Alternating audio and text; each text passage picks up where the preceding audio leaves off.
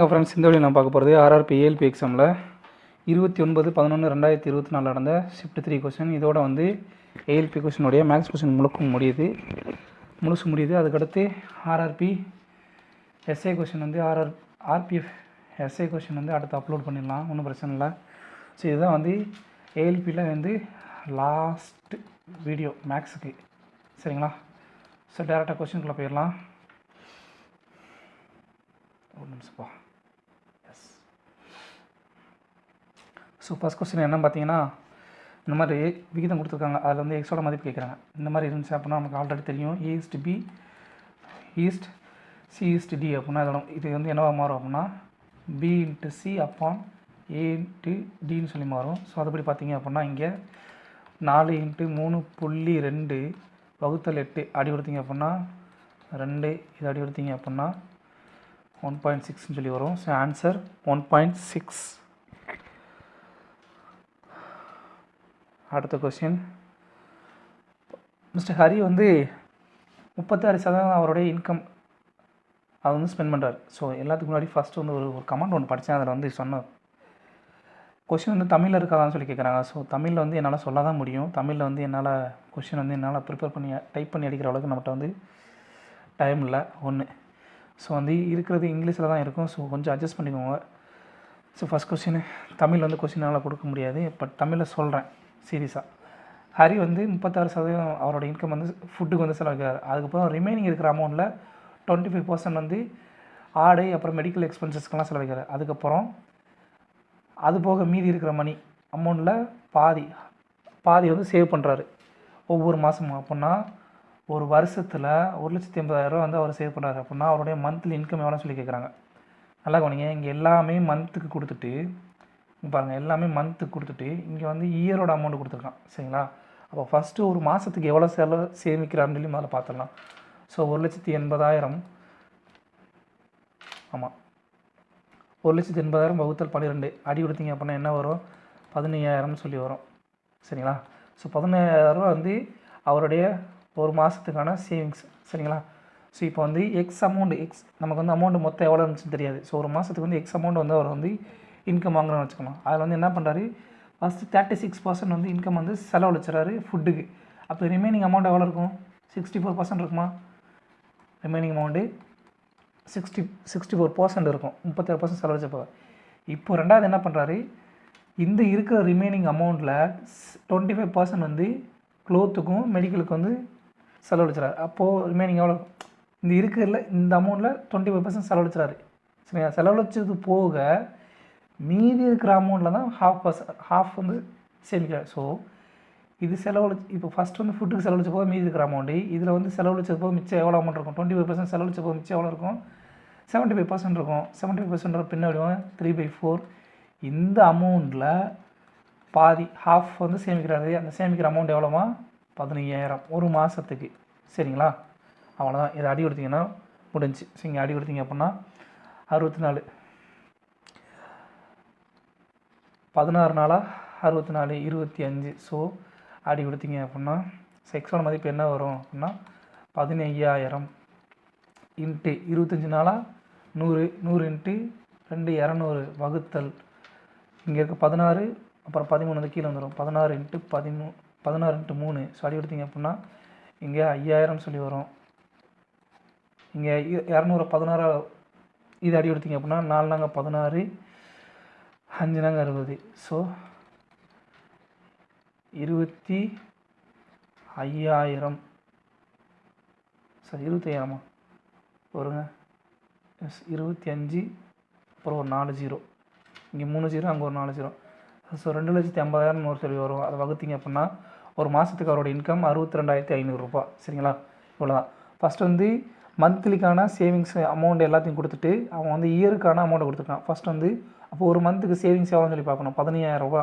இது கண்டுபிடிச்சதுக்கப்புறம் என்ன பண்ணுறோம் அப்படின்னா நமக்கு தேவையான, அதாவது அவரோட மந்த்லி இன்கம் நமக்கு தெரியாத அது எக்ஸ்ன்னு எடுத்துக்கிறோம். ஃபஸ்ட்டு 36% அவர் செலவழிச்ச போது மீதி அமௌண்ட் எவ்வளோ இருக்கும்? 64% இருக்கும்.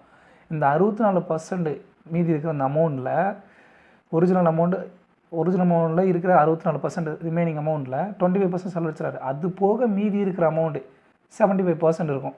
சரிங்களா? 75% 3/4 பின்ன வடிவம். இந்த அமௌண்ட்டில் ஹாஃப் வந்து சேமிக்கிறாரு. அப்போது ஹாஃப்னா 1/2.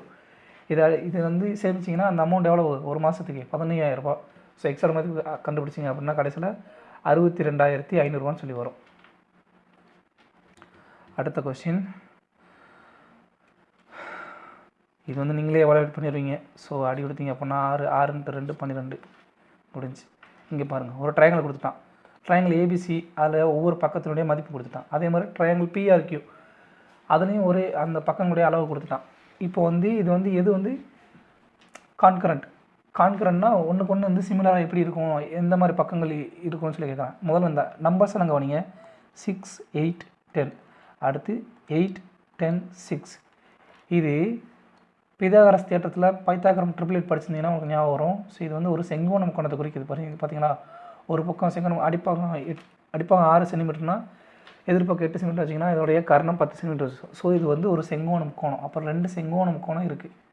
சரிங்களா, எடுத்துக்கோங்க. 2 செங்கோணம் கோணம். இதனுடைய பக்கங்கள் வந்து இந்த முக்கோணங்கள் வந்து எந்த மாதிரி வந்து சிமிலராக இருக்குன்னு சொல்லி கேட்குறாங்க. இப்போ ஏபியோட மதிப்பு என்ன? ஸோ ஏபின்னு எடுத்துக்கலாம். ஏபியோட மதிப்பு 6 சென்டிமீட்டர். அடுத்து பிசியோட மதிப்பு 8 சென்டிமீட்டர். ஸோ பியை நடுவில் வச்சுக்கலாம்.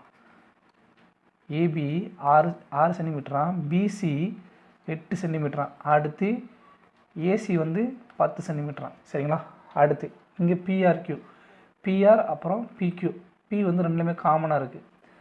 ஸோ பி இங்கே 6, இங்கே 8 சென்டிமீட்டர், இங்கே 6 centimetre. PR RQ. So R வந்து காமனாக இருக்குது. ஆர் காமனாக எடுத்துட்டோம் அப்படின்னா ஸோ ஆர்கியூஎஸ், ஆர்கியூவோட மதிப்பு 6 சென்டிமீட்ரு. அடுத்து பிஆரோட மதிப்பு 8 சென்டிமீட்ரு. இந்த அளவுக்கு இணையாக வர்ற மாதிரி வச்சுக்கோங்க. பிக்யூவோட மதிப்பு 10 சென்டிமீட்ரு. இப்போ வந்து ஃபாலோவிங் இஸ் கரெக்ட் கான்கரன்சி. இது ரெண்டு எப்படி சிமிலராக இருக்குன்னு சொல்லி கேட்குறாங்க. இந்த பக்கங்கள் நல்லா கவனிங்க. இங்கே எல்லா முக்கோணமும் ஆர்பிக்யூன்னு இருக்குது. ஸோ ஆர்பிக்யூ இந்த மாதிரி போகுது. ஸோ அப்படி பார்த்தீங்கன்னா ஆர்லேருந்து பிசிஏன்னு சொல்லி வரணுமா, அவ்வளோதான். ஸோ பிசின்ற வடிவம் ஆர்பிக்யூக்கு சிமிலராக இருக்கும், கான்கரண்ட்டாக இருக்கும். அவ்வளோதான், சிம்பிள். எந்த பாயிண்ட்லேருந்து ஆரம்பிக்குதோ அதே பாயிண்ட்டுக்கு இதையும் கொண்டு பண்ணிங்க அப்படின்னா சிம்பிளாக உங்களை முடிச்சிட முடியும். அவ்வளோதான். அடுத்ததில் ஒரு டிஸ்கானஸ் ஷாப்கீப்பர், ஒரு நேர்மையற்ற ஷாப்கீப்பர் வந்து அவருடைய பொருளை வந்து அடக்கு விலை 25 ரூபாலேருந்து 23 ரூபா கம்மி பண்ணி வைக்கிறாரு. சரிங்களா, அப்படி விற்றவர் என்ன பண்ணுறாரு, அவரோட வெயிட்டில் வந்து ஒரு கோல் மார்க் பண்ணுறாரு. வெயிட் வந்து 1 கிலோவுக்கு பதிலாக 600 கிராமுக்கான பொருளை மட்டும்தான் கொடுக்குறாரு. 1 கிலோவுக்கு பதிலாக 600 கிராமுக்கான பொருளை மட்டும்தான் கொடுக்குறாப்படி. அப்படின்னா அவரோட டோட்டல் பர்சன்டேஜ் ப்ராஃபிட் லாஸ் எவ்வளோ சொல்லி கேட்குறாங்க. ப்ராஃபிட்டோ அல்லது லாஸோ அது எவ்வளோன்னு சொல்லி கேட்குறாங்க.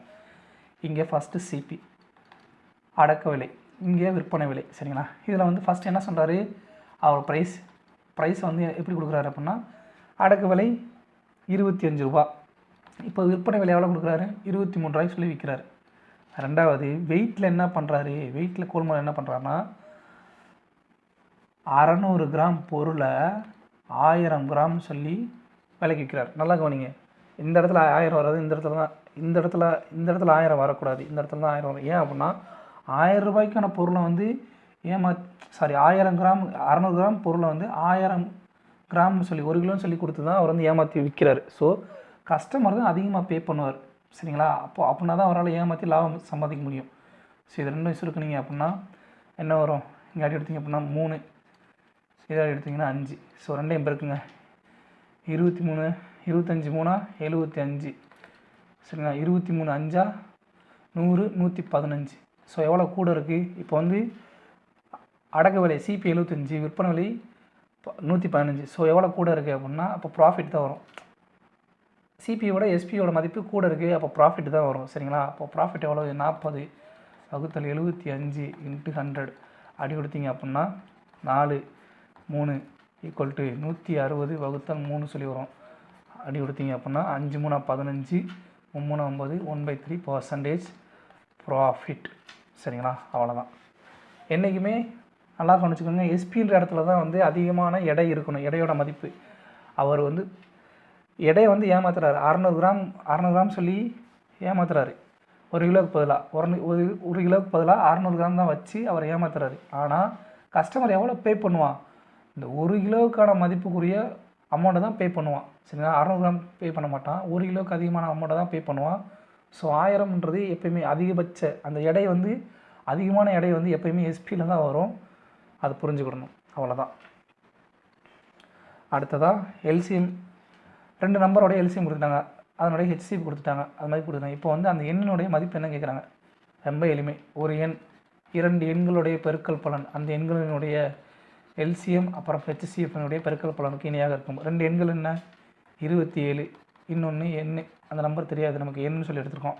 ஸோ எல்சிஎம் அளவு 54, ஹெச்சிஎஃப் அளவு 9, அடி கொடுத்தீங்க அப்படின்னா 2 எண்ணோட மதிப்பு 18. சிம்பிள்.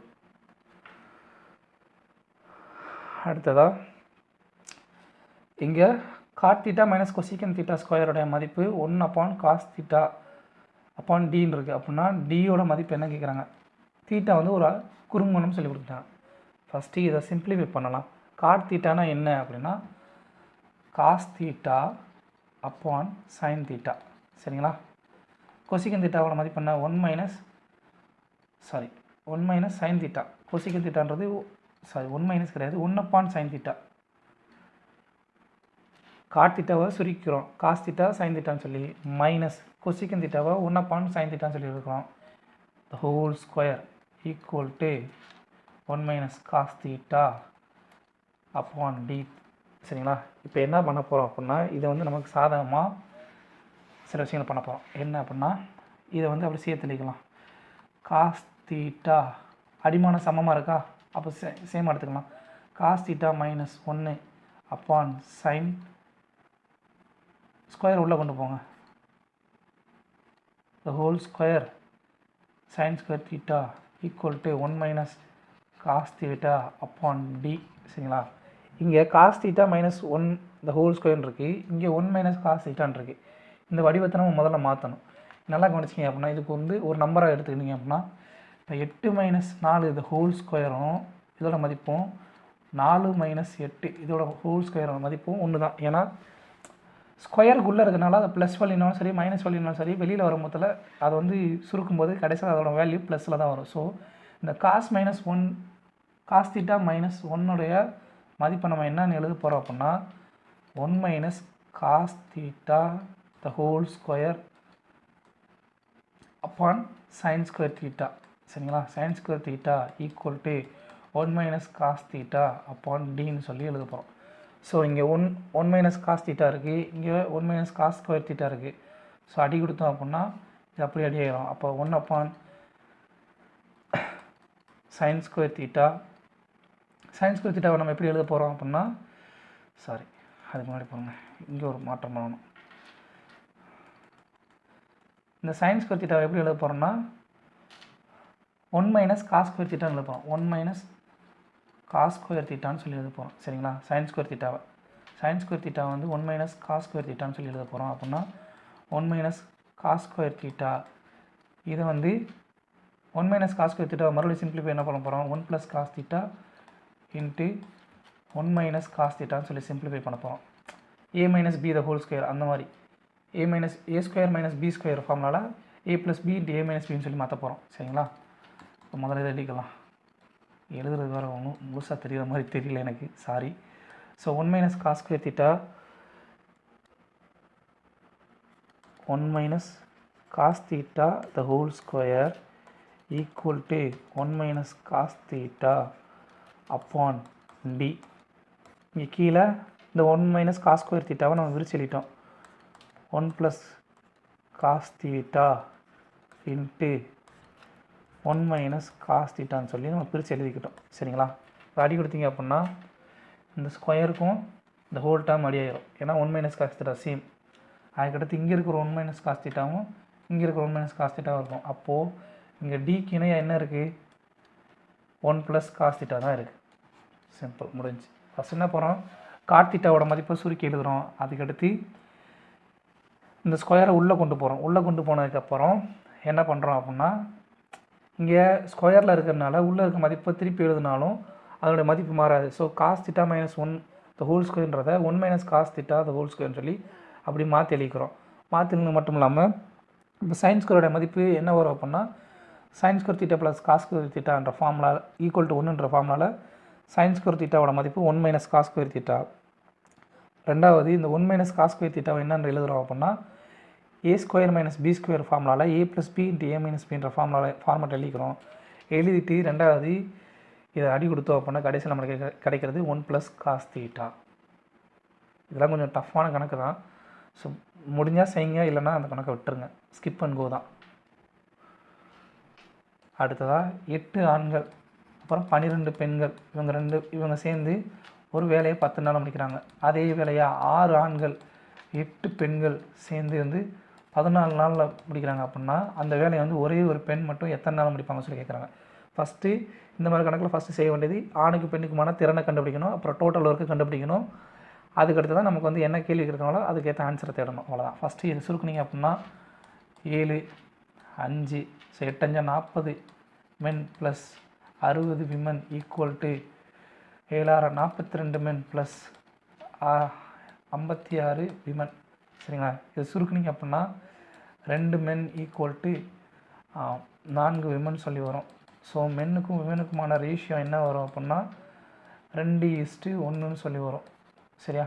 ஆணுக்கும் பெண்ணுக்குமான திறன் கண்டுபிடிச்சாச்சு. இப்போ டோட்டல் ஒர்க் கண்டுபிடிக்கணும். டோட்டல் ஒர்க் என்ன? ஏதாவது ஒரு ஃபார்முலாவில் ஃபிட் பண்ணுங்கள். ஸோ டோட்டல் ஒர்க் என்ன வரும் அப்படின்னா 8 ஆண்களுடைய திறன் என்ன 2 ப்ளஸ் 12 × 1 × 10. இந்த இடத்துல ஃபிட் பண்ணுறோம். ஃபஸ்ட்டு இதில் ஃபிட் பண்ணுறோம்.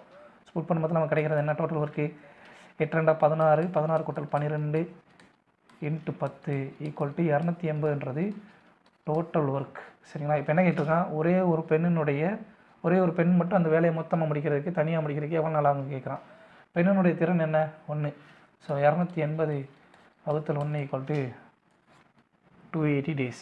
அவன் டோட்டல் ஒர்க்கை அவங்களோட எஃபிஷியன்சியெல்லாம் வகுத்தோம் அப்படின்னா நமக்கு நம்பர் ஆஃப் டேஸ் கிடச்சோம். சிம்பிள். அடுத்த கணக்கு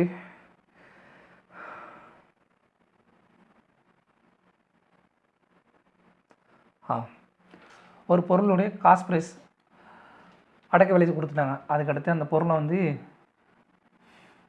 what should be it's mark price so that after discount of 5%. அதோடைய மார்க் ப்ரைஸ் எவ்வளோன்னு சொல்லி கேட்குறாங்க. ஒரு பொருளுடைய அடக்க விலை கொடுத்துட்டாங்க, அந்த பொருளுடைய மார்க் ப்ரைஸ் விலை கேட்குறாங்க. எப்போ அப்படின்னா அது 5% டிஸ்கவுண்ட்டுக்கு அந்த பொருளை விற்கும் பொழுது அவருடைய லாபம் எவ்வளோவா 90%. அப்படின்னா அந்த பொருளுடைய மார்க் ப்ரைஸ் எவ்வளோன்னு கேட்குறேன். இதுக்கு ஒரு ஃபார்முலா இருக்குப்பா, CP/MP. இதுக்கு ஒரு ஃபார்முலா இருக்குது. நமக்கு தெரிஞ்சது என்ன, இங்கே டேட்டா அப்படி நமக்கு தெரிஞ்சது என்ன அப்படின்னா அடக்க விலை. சரிங்களா? அடுத்து டிஸ்கவுண்ட், அடுத்ததாக ப்ராஃபிட் பர்சன்டேஜ். சரிங்களா? அந்த 3 விஷயம் நம்ம தெரியும். நமக்கு தேவையான மார்க்கெட் ப்ரைஸ். ஸோ அடக்க விலை அப்புறம் குறித்த விலை, இது ரெண்டுக்குள்ள ஒரு ஃபார்முலா இருக்குது. அடக்க விலை equal to 100 - discount percentage upon market price equal to 100 + profit percentage. அவ்வளோதான். இந்த இடத்துல நீங்கள் புட் பண்ணிட்டீங்க அப்படின்னா வடை கிடச்சோம். காஸ்ட் ப்ரைஸ் எவ்வளவு 210 ரூபா. ஸோ 100 - டிஸ்கவுண்ட் பர்சன்ட் எவ்வளவு 5%. சரிங்களா? 5 அப்போன் இங்கே மார்க்கெட் ப்ரைஸ் தான் நமக்கு தேவை. எம்பி நமக்கு தெரியாது. ஸோ 100 + ப்ராஃபிட் பர்சன்டேஜ் எவ்வளவு, ப்ராஃபிட் பர்சன்டேஜ் எவ்வளவு 90. ஸோ 100 + 90. ஸோ இது சொல்லிங்க அப்படின்னா 95 100 95 90 சொல்லி வரும். அடி கொடுத்தீங்க அப்படின்னா 2. ஸோ இந்த 2 அப்படி இங்கே கொண்டு போயிட்டீங்க அப்படின்னா MP ஈக்குவல் டு 420 ரூபான்னு சொல்லி வரும். அவ்வளோதான். CP equal to 100 - discount percent அப்பான் 100 + ப்ராஃபிட் பர்சன்ட் எம்பியோட மதிப்பு. இந்த ஃபார்முலா தெரிஞ்சிருச்சு அப்படின்னா உங்களுக்கு இந்த கணக்கு போடுறது ஈஸி, சிம்பிள். அடுத்ததாக கொடுக்கப்பட்டதோடைய வேல்யூ என்ன கேட்குறாங்க. இங்கே நல்லா கவனிங்க. A + B A - B × A + B A - B A - B × A + B. இந்த ஃபார்முலாவில் இருக்குது A + B × A - B. இதனுடைய மதிப்பு என்ன A² - B². அவ்வளோதான். இப்போ எக்ஸு ஒய். ஸோ என்ன வரும் சுருக்குனிங்க, இது ரெண்டையும் சுருக்குனிங்க அப்படின்னா x² - y². அடுத்து இது ரெண்டையும் சுருக்குனிங்க அப்படின்னா y² - z². அடுத்து இது ரெண்டையும் சுருக்குனிங்க அப்படின்னா z² - x². நல்லா கவனிங்க. +x² - x² அடி ஆயிரும். அடுத்து -y² + y² அடி ஆயிரும். அடுத்து -z² + z² அடி ஆயிரும். ஸோ நமக்கு கிடைக்கிற வேல்யூ 0. அவ்வளோதான். இங்கே எல்லாமே கூட்டலில் இருக்குது. கவனிச்சுக்கோங்க. கூட்டல் இருக்குது. பெருக்கல்ல இருந்தால் 1ன்னு சொல்லி வரும் அடி கொடுத்தீங்க அப்படின்னா. ஆனால் கூட்டலில் இருக்கனால அடி கொடுத்தீங்க அப்படின்னா 0 வரும். ஒரு எண்ணெய் அதே எண்ணிலேருந்து கழிச்சிங்க அப்படின்னா 0 தான். இந்த கணக்கு மட்டும் நான் கடைசியாக சொல்லித்தரேன்ப்பா. இந்த கணக்கு 40 கணக்கு ஞாபகம் வச்சுக்கோங்க. அடுத்ததான் எனக்கு 6 ஆண்கள் அப்புறம் 8 பையன்கள் சேர்ந்து ஒரு வேலையை வந்து எத்தனை நாள் முடிக்கிறாங்க? 10 நாளில் முடிக்கிறாங்க. அதே வேலையை 26 ஆண்கள் அப்புறம் 48 பையன்கள் சேர்ந்து அந்த வேலையை வந்து 2 நாளில் முடிக்கிறாங்க. அப்படின்னா 10 ஆண்களும் 20 பையன்களும் சேர்ந்து அந்த வேலையை வந்து எவ்வளோ நாளில் முடிப்பாங்கன்னு சொல்லி கேட்குறான். Doing the same piece of work will be. சரிங்களா? அடி எடுத்திங்க அப்படின்னா 5. அடுத்து 30 ஆண்களும் 40, சரி 5 உள்ளே கொண்டு போயிருக்கீங்கன்னா 40 boys equal to 26 men plus 48 பாய்ஸ்னு சொல்லியிருக்கோம். இதை சுருக்குனீங்க அப்படின்னா ஸோ 4 ஆண்கள் ஈக்குவல் டு 8 பையன்கள். ஸோ ஆணுக்கும் பையன்களுக்குள்ள ரேஷியோ என்ன வரும்? 2/1, 2:1 சொல்லி வரும். இது ரேஷியோ. நம்ம திறன் கண்டுபிடிச்சிட்டோம். அடுத்து நம்ம கண்டுபிடிக்க வேண்டியது என்ன? Total work. டோட்டல் ஒர்க் என்ன? ஏதோ ஒரு ஃபார்முலாவில் புட் பண்ணுங்கள். 6 இன்ட்டு ஆண்களோட மதிப்பு என்ன? Efficiency 2 plus 8 into 1 into 10. So 6 12, 12 கூட்டல் 8, ஸோ 200 டேஸ். 200 டோட்டல் ஒர்க் வந்து 200. டோட்டல் ஒர்க் வந்து 200 கண்டுபிடிச்சாச்சு. நமக்கு என்ன தேவை? 10 ஆண்கள் அப்புறம் 20 பையன்கள் சேர்ந்து அந்த வேலையை எவ்வளோ நாள் முடிக்கிறாங்க. ஸோ டோட்டல் ஒர்க் எவ்வளவு? 200. அவங்களோட எஃபிஷியன்சி என்ன? 10 ஆண்களோட எஃபிஷியன்சி என்ன? 10 இன்ட்டு 2 ப்ளஸ் 20 பையன்களோட எஃபிஷியன்சி என்ன? 20 இன்ட்டு 1 ஈக்குவல் டு 200 வகுத்தல் இங்கே ஒரு 10 இன்ட்டு 20, 20 இன்ட்டு 1 20, 40. ஸோ அடி எடுத்திங்க அப்படின்னா 5 நாட்கள்னு சொல்லி வரும். அவ்வளோ சிம்பிள். அடுத்ததாக ஒரு செவ்வகம், ஒரு செவ்வக வடிவ ஃப்ளாட் ஒன்று இருக்குது. அந்த செவ்வக வடிவ ஃப்ளாட்டினுடைய மூளை விட்டால் 65 சென்டிமீட்டராமா. அதனுடைய ஒரு பக்கம் வந்து 63 சென்டிமீட்டராமா, 63 மீட்ரு. அப்படின்னா அந்த ரெக்டாங்குலர் ஃப்ளாட்டினுடைய சுற்றளவு எவ்வளோன்னு கேட்குறாங்க. முதல்ல நல்லா தெரிஞ்சுக்கணும். இந்த 63, 65 இது ரெண்டையும் கவனிச்சிங்க அப்படின்னா இது ஒரு பித்தாகரஸ் ட்ரிப்ளேட். 63, 65 பித்தாகரஸ் ட்ரிப்ளேட். சரிங்களா? 1 இது தெரிஞ்சிருந்தால் அழகாக கணக்கு போட்டுடலாம். சிம்பிள். 1 பித்தாகரஸ் ட்ரிப்ளேட்னா அதாவது அடுத்துள்ள பக்கத்தின் ஸ்கொயர் அப்புறம் எதிர் பக்கத்தின் ஸ்கொயர் இது ரெண்டையும் கூட்டினீங்கன்னா கர்ணத்தினுடைய ஸ்கொயருக்கு சமமாக இருக்கும் இந்த பித்தாகரஸ் தேற்றம். சரிங்களா? இப்போது நல்லா கவனிங்க. இது ஒரு ரெக்டாங்குலர் ஃப்ளாட்டுன்னு சொல்லி வச்சுக்கலாம். இதனுடைய மூளை விட்டம் எவ்வளோமா? 65ஆமா. சரிங்களா? இதனுடைய ஒன் சைடு 63 சொல்லி வச்சுக்கலாம். இது 63. அப்படின்னா இந்த பக்கம் நம்ம வந்து ரெக்டாங்குலருடைய சுற்றளவு என்ன அப்படின்னா 2 இன்ட்டு எல் ப்ளஸ் பி. செவ்வகத்தினுடைய சுற்றளவு ஃபார்முலா 2 இன்ட்டு எல்பி. சரிங்களா? பெரிமீட்டர் ஃபார்முலா, பெரிமீட்டர் ரெக்டாங்குலோட பெரிமீட்டர் ஃபார்முலா. சரிங்களா? நமக்கு வந்து எல் தெரியும், பி தெரியும்ல. பி தெரிஞ்சால் தானே நம்மளால் வந்து சுற்றில் கண்டுபிடிக்கணும். ஸோ இதை வந்து ஃபார்முலா படி போட்டிங்கன்னா பித்தாகரஸ் ட்ரிப்ளேட்டில் 16. ஸோ அடி எடுத்திங்க அப்படின்னா 2 இன்ட்டு லென்த் எவ்வளவு? 63 கூட்டல் அகலம் 16. ஸோ இது இன்னும் சுருக்குனிங்கன்னா 2 இன்ட்டு 79 ஈக்குவல் டு 158 மீட்டர். சரிங்களா? இது நம்ம தெரிஞ்சிக்க வேண்டியது ஆன்சர். இப்போ சப்போஸ் எனக்கு இந்த பித்தாகரஸ் ட்ரிப்ளேட் தெரியலன்னா வேறு ஒன்றும் கிடையாது. முக்கோணம் இல்லை, இந்த செவ்வகத்தினுடைய 4 பக்கங்களுடைய கோணம் என்னவாக இருக்கும்? 90 டிகிரி தானே இருக்கும். ஸோ அப்போ இது வந்து ஏபிசிடின்னு வச்சுக்கிட்டோம்னா அந்த ஏபிசியுடைய செங்கோணம் கோணத்தை மட்டும் எடுத்துக்கிறோம். செங்கோணம் கோணம் ஏபிசி. சரிங்களா? ஏபிசி நமக்கு ஏபியோட மதிப்பு தெரியும் 63, 65. ஸோ பித்தாகரஸ் தேற்றத்தில் ஃபார்முலாவில் போட்டிங்க அப்படின்னா நமக்கு வந்து என்ன தெரியும்? பிசி ஸ்கொயர் ஈக்குவல் டு கர்ணத்தின் ஸ்கொயர் மைனஸ் எதிர்பக்கத்தின் அடுத்துள்ள பக்கத்தின் ஸ்கொயர். சரிங்களா? இப்போது என்ன வரும்? இது தெரியல அப்படின்னா இது A square minus B square formula இருக்கா, அது போடுங்க. A plus B into A minus B. அப்போ அண்டர் ரூட். சரிங்களா? இப்போ நமக்கு என்ன தெரியும்? 120, 128 இன்ட்டு இது என்ன வேல்யூ? 2. ஸோ இந்த 128 எப்படி எழுதலாம்? 64 சொல்லி எழுதலாமா? 64 இன்ட்டு 2 இன்ட்டு 2. ஸோ இதை வந்து ஸ்கொயர் ரூட் வெளியே எடுத்தோம் அப்படின்னா 8 இன்ட்டு 2ன்னு சொல்லி வரும் அதோட மதிப்பு. அப்போ நம்ம பி ஸ்கொயரோட மதிப்பு இந்த ரூட்டில் பிசியோட மதிப்பு 8 இன்ட்டு 2 16. இப்படி கண்டுபிடிச்சிட்டிங்க அப்படின்னா அந்த மாதிரி இந்த ஃபார்முலாவில் புட் பண்ணிங்க அப்படின்னா நமக்கு தேவையான விடை 158 மீட்டர்னு சொல்லி வரும். இது பித்தாகரஸ் ட்ரிப்ளேட் தெரியலன்னா எப்படி போடுறோன்றதுக்காண்டி இந்த ஸ்டெப்பை சொல்லியிருக்கேன். அடுத்த கொஸ்டின், இந்த டேட்டாவில் கேயோட மதிப்பு என்னன்னு சொல்லி கேட்குறாங்க. சரிங்களா, ஃபஸ்ட்டு கேயை ஒரு சைடு கொண்டு போங்க. ஸோ இந்த கீ இந்த பக்கம் போகும், மற்றதெல்லாம் இந்த பக்கம் வரும். சரிங்களா, அப்போ கே ஈக்குவல் டு 15.5 வகுத்தல் இந்த 155 கீழே 155 கீழே வரும் இன்ட்டு 0.155. தசமத்தில் இருக்கிறதெல்லாம் இங்கே பாருங்கள், நல்லா கவனிங்க. இங்கே ஒரு தசமம் இருக்குது, இங்கே 3 தசமம் இருக்குது. விடையெல்லாம் கண்டுபிடிக்கணும் அவசியம் இல்லை. அப்போது இங்கே ஒரு தசமம், இங்கே 3 தசமம், 3 தசம புள்ளிக்கு அப்புறம் ஒரு தசம ஸ்தானம் இருக்குது. இங்கே புள்ளிக்கு அப்புறம் 3 நம்பர்ஸ் இருக்குது.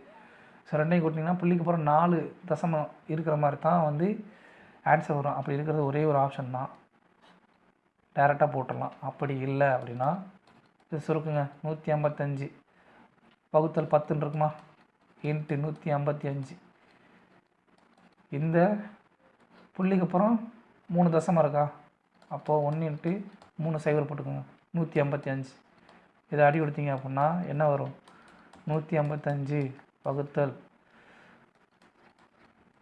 10 சொல்லி வரும். ஸோ இங்கே 4 சைவர் இருக்குது. அப்போது இந்த 155 வந்து 4 ஸ்தானத்தில் வர மாதிரி, புள்ளிக்கு அப்புறம் 4 ஸ்தானம் வர மாதிரி இருக்கணும்.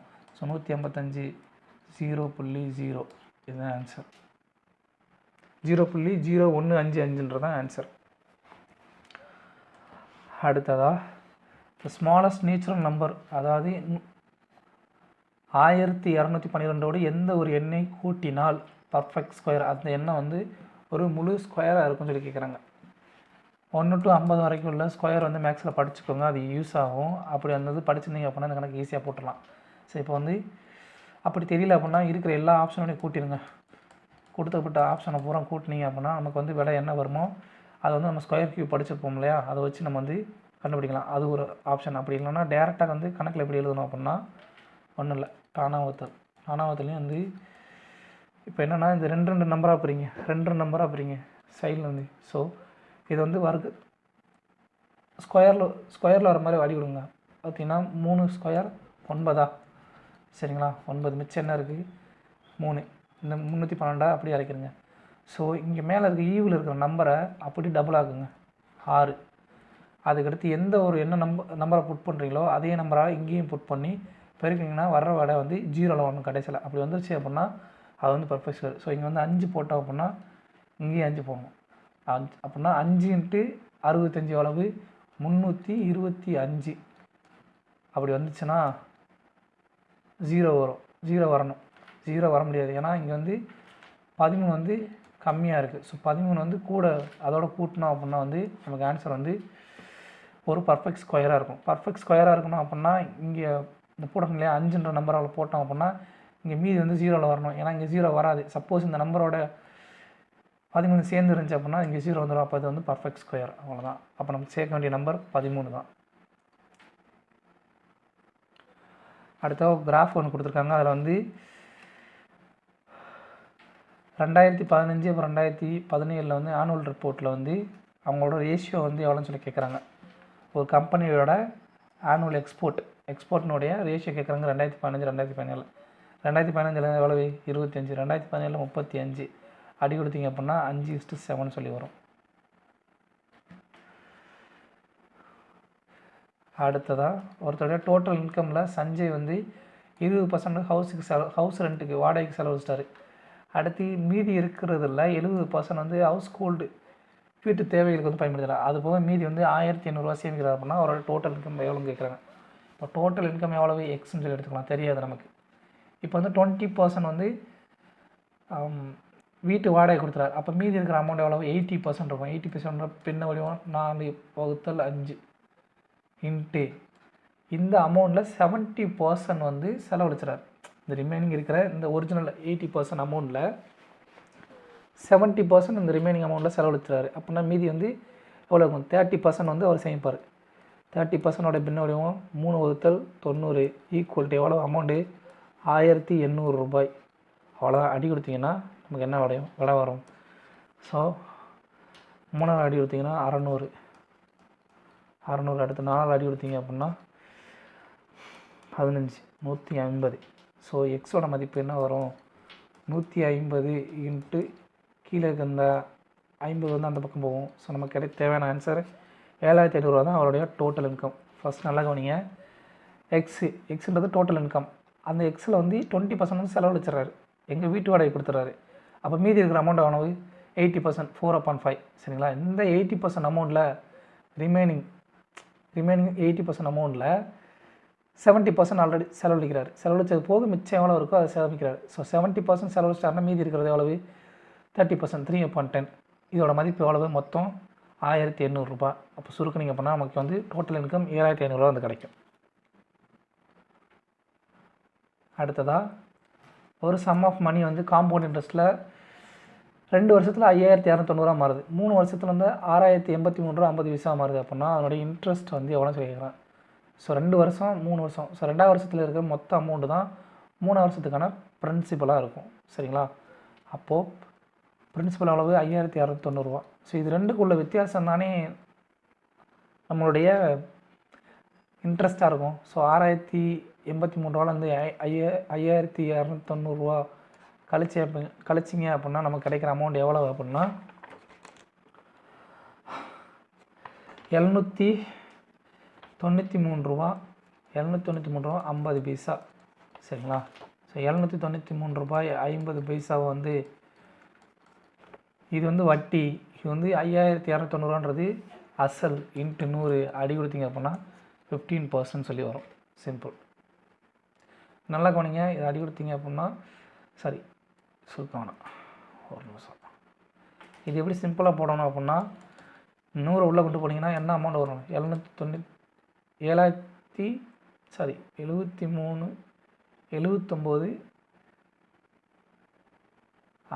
சொல்லி வரும். எஸ். அடுத்து 5,290 வரும். 0க்கு 0 அடி ஆயிரும். இங்கே 9 இருக்குது, இங்கே 5 இருக்குது.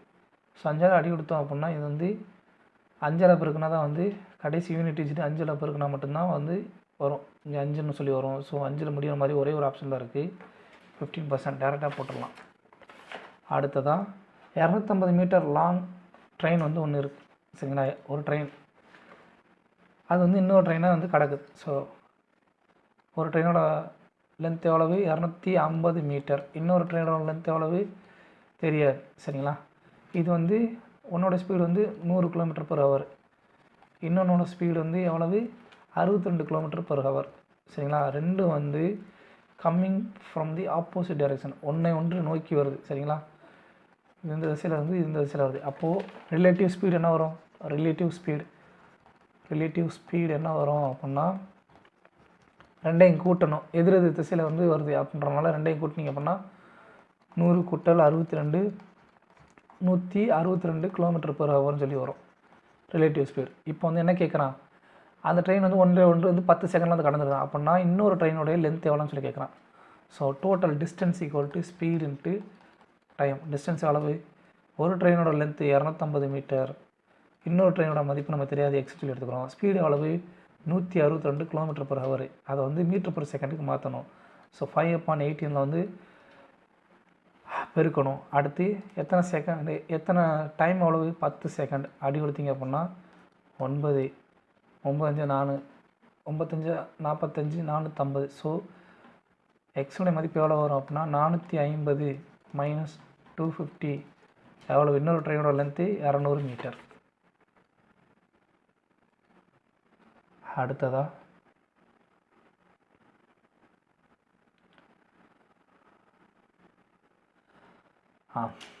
இப்போது 13 வருஷத்துக்கு முன்னாடி மனோரமாவோட வயசு வந்து அவங்களோட சிஸ்டரோட வயசை போல் 2/5 மடங்காமா.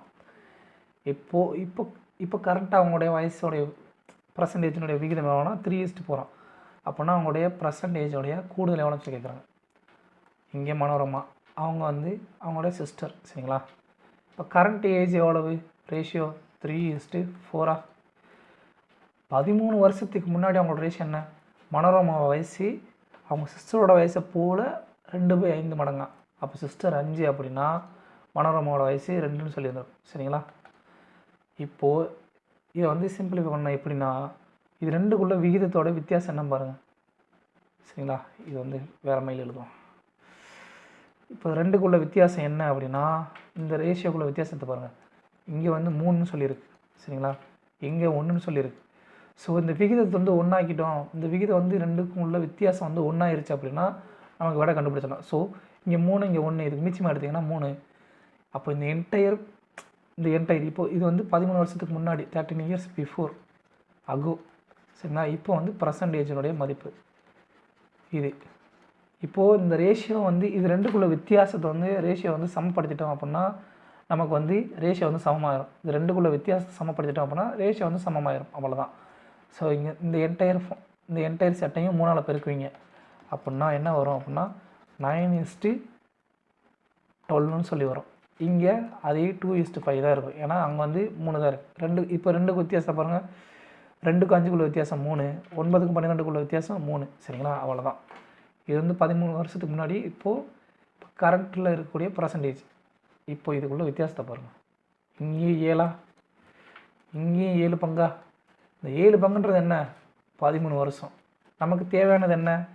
Some of the year percentage. அவங்களோட பர்சன்டேஜோட சம் அளவு 9 கூட்டல் 12 21% சம் ஏஜ் சரிங்களா. பர்சன்டேஜ் 21 பங்கில் இருக்குது. 7 வருஷத்தினுடைய பங்கு 7னுடைய பங்கு அளவு 13 வருஷம். அப்போது நமக்கு தேவையான பர்சன்டேஜ் 3 × 7. ஸோ 3 × 7னுடைய மதிப்பு என்ன? 7 பங்குனுடைய மதிப்பு அளவு 13 வருஷம். 3 × 13 39 வருஷம் தான். ஃபஸ்ட்டு ரேஷியோவில் எழுதுகிறோம். ரேஷியோவில் எனக்குப்புறம் இந்த ரேஷியோக்குள்ளே வித்தியாசத்தை வந்து சமப்படுத்துகிறோம். சமப்படுத்திட்டோம் அப்படின்னா கிடைக்கக்கூடிய மதிப்பு தான் வந்து நமக்கு வந்து அந்த கிடைக்கக்கூடிய மதிப்பை வச்சு நம்மளுடைய தேவையான ஆன்சரை கண்டுபிடிச்சிடலாம்.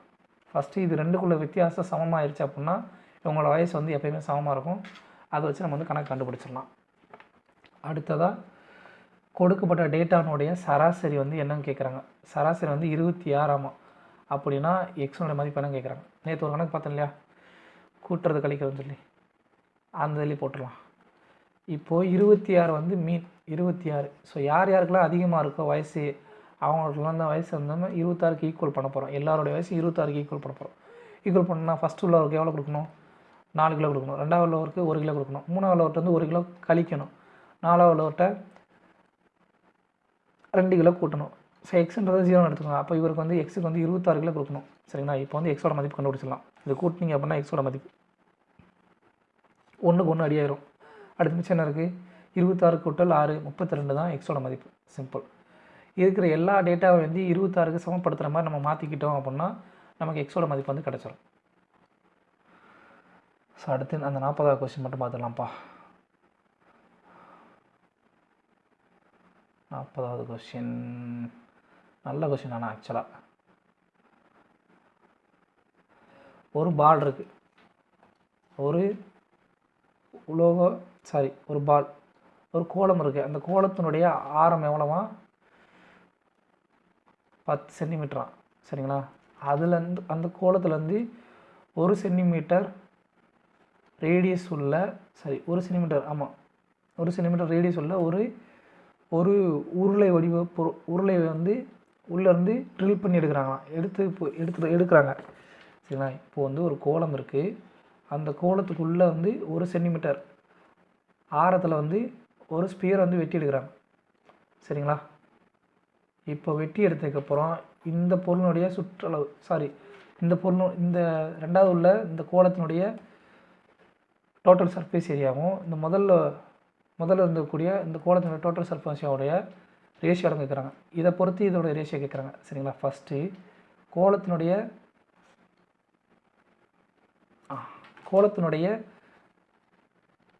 டோட்டல் சர்ஃபேஸ் ஏரியா ஃபார்முலா என்ன? 4/r² சரிங்களா. இது வந்து ஒரிஜினலாக இருக்க வேண்டிய கோலத்தினுடைய டோட்டல் சர்ஃபேஸ் ஏரியா 4/r². இப்போது நல்லா கவனிங்க, இதுக்குள்ளே 1 சென்டிமீட்டர் சரியா, 1 சென்டிமீட்டர் ஆரமுடைய ஒரு சிலிண்டர், ஒரு உருளை வடிவத்தில் ஒரு துளையிடுறாங்க சரிங்களா. அப்போது இதோடைய எதெல்லாம் அடியாகும் அப்படின்னா மேலே ஒரு 2 சரிங்களா. இப்போ இதில் வந்து என்ன வரும் அப்படின்னா 4/r². இதோடைய இந்த கோலத்தினுடைய total surface area 4/r² minus இதுலேருந்து எவ்வளோ போகும்? இந்த மேலே இருக்க ஒரு வட்டம் கீழே இருக்கிற வட்டம் போகுமா? அதாவது ஒரு ஆப்பிள்லேருந்து மேலே ஒரு துண்டு தொலையிடுறீங்க. ஒரு ஆப்பிள் வந்து மேலே தொலையிடுறீங்க 1 சென்டிமீட்டர் ஆழத்தில் 1 சென்டிமீட்டர் ரேடியஸ் வந்து தொலையிடுறீங்க அப்படின்னா மேலே இருக்க ஒரு வட்டம் போகும், கீழே இருக்கவும் ஒரு வட்டம் போகும். அப்படின்னா அதனுடைய பரப்பளவு பை ஆர் ஸ்கொயர், வட்டத்தினுடைய பரப்பளவு பை ஆர் ஸ்கொயர். அப்போ மொத்த பரப்பளவு எவ்வளவு? 2πr square. ரெண்டுடைய பரப்பளவு. அது போக மீதி என்ன இருக்கும் அப்படின்னா இந்த இந்த துளைவிட்ட அந்த பகுதியோட மதிப்பு எப்படி இருக்கும் அப்படின்னு பார்த்தீங்கன்னா இந்த மாதிரி இருக்கும். சரிங்களா? இப்போது இதுக்குள்ளே இருக்குது பார்த்தீங்களா இந்த ஏரியா, இந்த துளை எடுத்தது போக இந்த உள்ளே இருக்கும்ல இந்த ஏரியாவோடைய சுற்றளவும் நம்ம வந்து ஆட் பண்ணோம் இல்லையா, இதனுடைய சுற்றளவு என்ன? இந்த சிலிண்டருடைய வலைப்பரப்புக்கு சமம் 2πrh. அவ்வளோதான். இதுதான்ப்பா. இப்போது 4πr ஸ்கொயர் 4 × ஆரம் எவ்வளவு? 10 சென்டிமீட்டர். சரிங்களா? இந்த கோலத்தினுடைய ஆரம் 10 சென்டிமீட்டர். அடுத்து இங்கே மேலேயும் இந்த கோலத்தினுடைய ஆரம் 10 சென்டிமீட்டர் மைனஸ் 2πr ஸ்கொயர். இந்த வட்டத்தினுடைய ஆரம் எவ்வளவு? 1 சென்டிமீட்டர். சரிங்களா? அப்போது 2 × πr ஸ்கொயரோட மதிப்பு 1 ஸ்கொயர். சரிங்களா? Plus 2πrh. ஆரம் தெரியும் 1 சென்டிமீட்டர் சொல்லி. 2 × π ஆரம் எவ்வளவு? 1 சென்டிமீட்டர். ஆனால் ஹெச் அளவு இது வந்து ஒரு கோலத்தினுடைய ஆரம் 10 சென்டிமீட்ரு அப்படின்னா இந்த மொத்தம் விட்டமாக இருக்குமா? அப்போ ஹெச்சோட மதிப்பு என்ன? விட்டம்ன்றது எவ்வளவு? 20. ஆரம் 10னா விட்டம் 20 இருக்குமா? இப்போ எல்லாத்துலேயும் பை அடிச்சிருங்க. பை வந்து எல்லாத்துலேயும் காமனாக இருக்குது. ஸோ எல்லாத்துலேயும் காமனாக பை அடிச்சிடலாம். அடிச்சிட்டிங்க அப்படின்னா மீதி நமக்கு என்ன இருக்கும் அப்படின்னா இங்கே ஸோ பை ஆர் ஸ்கொயர் இல்லையா? 4 × 100 400 மைனஸ் 2 ப்ளஸ் இங்கே 40 ப்ளஸ் 2 × 40 வகுத்தல் 400 இங்கே பை ஆர் ஸ்கொயர். சரிங்களா? இப்போ இதோட மதிப்பு என்ன வரும்? 438 வகுத்தல் 400 அடி கொடுத்தீங்க அப்படின்னா 219/200. ஒரு கோலம் இருக்குது. அந்த கோலத்துக்குள்ளே வந்து ஒரு துளையிட்டு 1 சென்டிமீட்டர் ஆரத்தோட ஒரு துளையிடுறாங்க. 2 பக்கம் வர மாதிரி தொலையை முழுசாயிடுறாங்க. அப்படி துளையை முழுசாயிடும் பொழுது கிடைக்கக்கூடிய இந்த பொருள் இருக்கு இல்லையா, இந்த துளையிடப்பட்ட இந்த கோலத்தினுடைய வலைபரப்பும் இந்த முதல் கோலம் முழுமையாக இருந்தக்கூடிய இந்த கோலத்தினுடைய வலைபரப்புக்குமான விகிதம் தான் கேட்டிருக்காங்க. ஃபஸ்ட்டு கோலத்தினுடைய வலைபரப்புக்கு ஃபார்முலா 4πr ஸ்கொயர். சரிங்களா? இப்போது நமக்கு இந்த துளையிடப்பட்ட கோலத்தினுடைய வலைபரப்பு என்னவாக இருக்குது அப்படின்னா இதுலேருந்து நம்ம என்னென்ன எடுக்கிறோம் வெளியில் ஏற்றுறது வந்து 2 வட்டத்துண்டுகள் வந்து மேலே வந்து வெளியேற்றுறோம். அப்போது இந்த கோலத்தினுடைய வலைபரப்பு 4πr ஸ்கொயர் மைனஸ் 2 ஒரு வட்டத்தினுடைய பரப்பளவு πr ஸ்கொயர். ஸோ 2 வட்டம் இருக்குது. அப்போ 2πr square minus 2πr square ரெண்டுமே போயிடும். அதுபோக அந்த உள்ளே இருக்க பக்கமும் அந்த பரப்பும் வந்து நமக்கு வந்து அந்த கோலம் எப்படி இருக்கும்? இந்த மாதிரி தானே இருக்கும். மேலே நல்லா கவனிச்சிங்கன்னா இப்படி தான் இருந்திருக்கும் அந்த கோலம்.